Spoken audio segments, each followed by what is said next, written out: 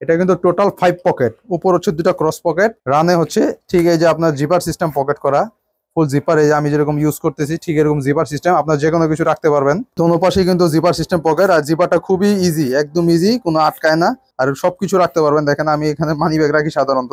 কোমরে ফুল রিপ ইউজ করা হয়েছে, স্টিং রয়েছে, প্রয়োজনে বড় ছোট করতে পারবেন। সাইডের ফিনিশিংটা যদি দেখাই, দেখেন কতটা এক্সক্লুসিভ ফিনিশিং করা হয়েছে, সম্পূর্ণ এক্সপোর্ট লেভেলের ফিনিশিং।